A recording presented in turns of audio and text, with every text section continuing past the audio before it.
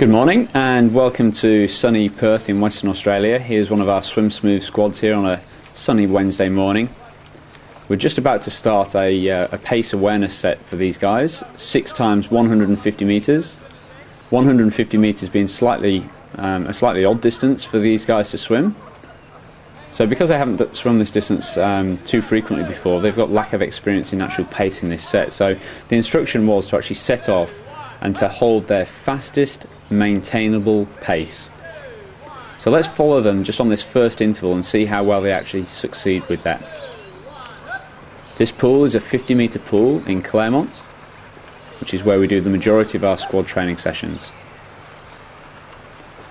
So the coaches were actually taking 25 and 50-metre splits to see how well these guys are actually holding their pace over the course of the 150 metres. Here we have Joe just turning for his first 50 metres in 36.5. That's the equivalent of 1 minute 11 or 1 minute 13 per 100 metres. Nimal turning there in 45. Susie turning in 41.6. Sally in 50.4 and Sandy in 41.3 seconds there. We also have Robin turning in 53 seconds.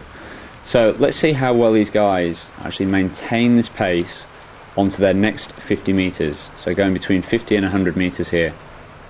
Many swimmers, when they set off thinking that they're trying to hold a consistent pace and one which is nice and maintainable, believe they do so, but in the first 25 to 50 metres, as we see here with Joe, he's already lost 4 seconds over that second 50 metres. Not uncommon to see this at all.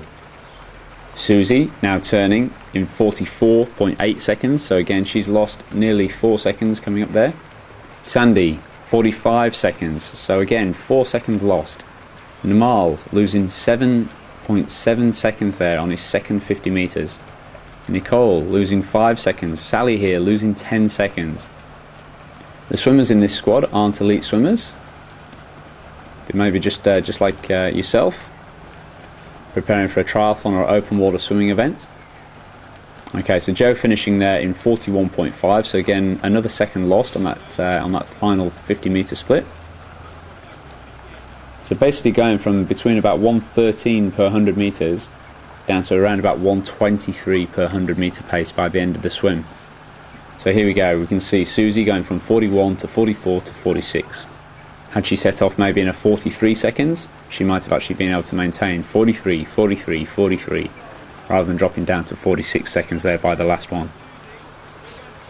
And Nimal just touching there to finish, 45, 52, 57 seconds. So literally losing 12 seconds on that last 50 metres from his pace on the first 50. Nicole, 53, 58, 58. So a little bit better maintained over the last 50 metres, but again, still too quick on that first 50. Sally, 50, 60, 56. When these guys saw the results, they were actually shocked by how inconsistent their pacing was. Now, whilst it seems like these guys aren't pacing themselves out very well, I challenge you to have a go at a set similar to this, so 6 times 150 metres, maybe with 20 to 30 seconds rest between each one, and see how well you can consistently hold that pace as you go along. You might be surprised by the results. And this is on the first interval. You can sort of appreciate just how much that would hurt your energy reserves for the rest of the set. Learning to pace yourself out effectively is absolutely critical, totally essential. It's a skill which many people underestimate. Many people think of technique training just purely as stroke technique training. Well, this is pace technique training. Is entirely essential for your swimming performance.